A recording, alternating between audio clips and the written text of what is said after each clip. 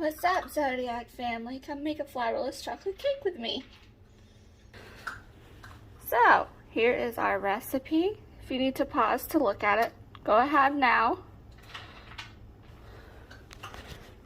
Now I have already measured out all of our ingredients that we are going to need. So you got your sugars, the butter, chocolate, egg whites, egg yolks. This is our pan for our bain-marie. And these are just the other supplies that we will need. And for those wondering, this is the chocolate that I used for the chocolate in the bowl there. Alright, so let's get started. Our oven is already preheated to 350 degrees. So next, we are going to take and melt our chocolate until it's in butter, until completely smooth. Okay, so I got our chocolate. Now I'm gonna let that cook for a minute, and then I'm gonna add the butter until it is completely melted. I do have it over medium heat. This will probably take about 10-15 minutes. Alright, so as you can see, our chocolate is starting to melt. So I'm going to add this butter just a little bit at a time.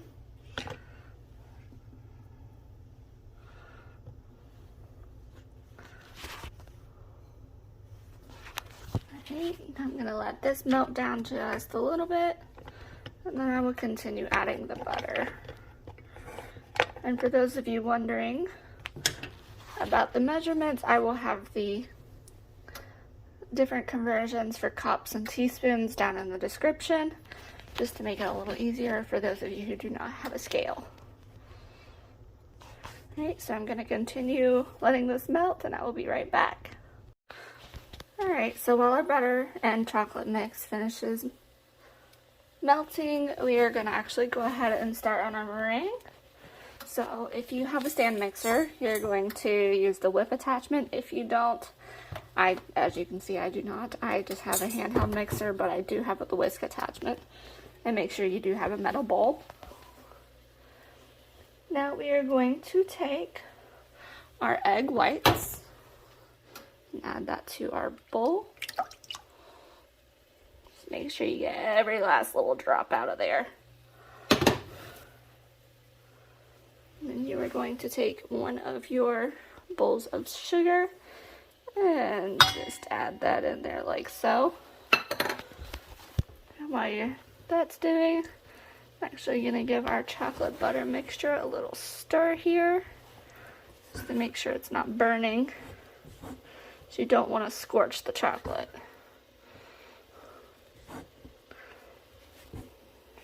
Alright. So now we are going to start on our meringue.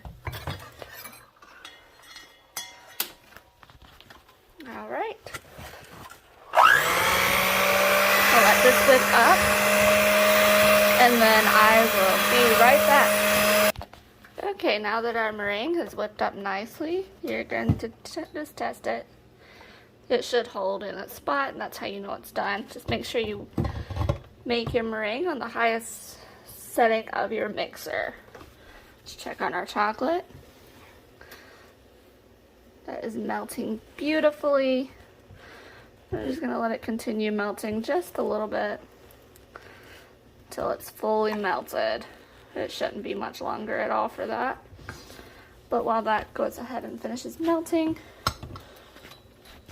we're actually going to take our meringue and just set it aside out of the way of the heat.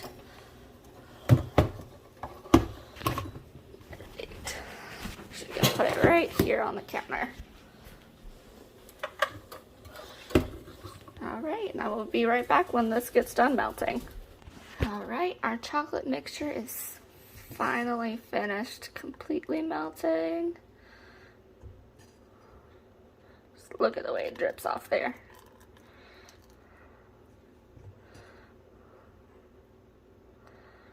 Alright, now that that's done, I'm actually going to take a rag and just take it right off of that water. I'm going to put this into our sink. And now that that's done, we're actually going to grab another mixing bowl. Just going to use this plastic one here. You are going to put your egg yolks and your sugar into this bowl. Just be careful not to let it sit too long, or else the sugar will start cooking your eggs. You're gonna grab your whisk and just whisk this till it's all incorporated.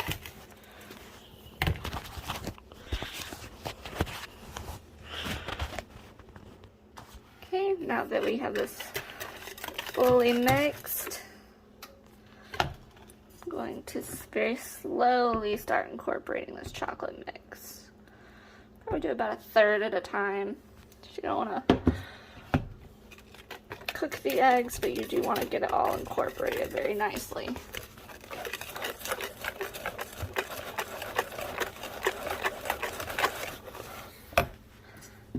So now we're just going to add a little bit more. As you can see, there's still some left in the bowl here.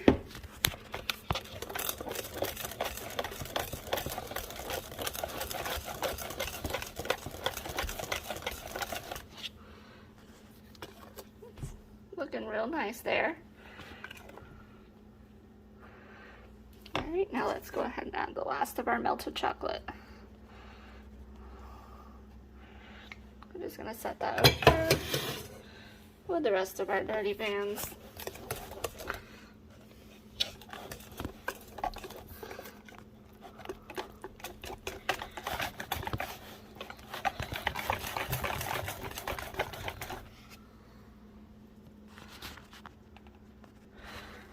Alright, so now that this is fully incorporated, we are going to start adding our meringue mixture.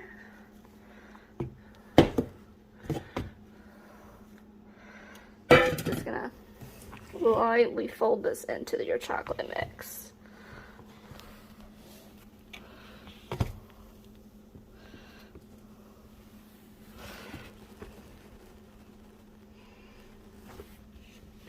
Kind of looks like a s'mores.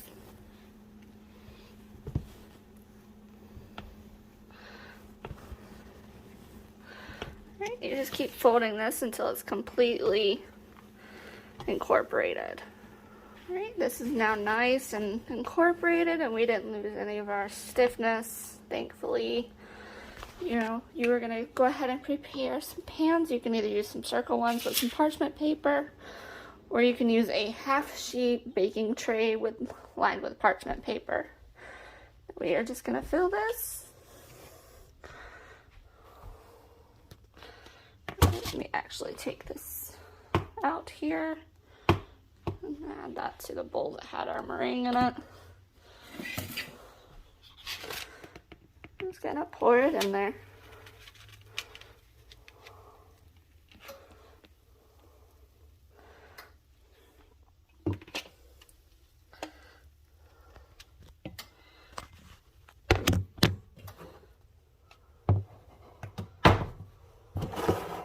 Once you get to the second pan, you are going to have to scrape out the excess just to make sure it all gets in there. Okay, and then you just take your spatula and just kind of smooth over the top. Now these are all ready to go into our preheated oven.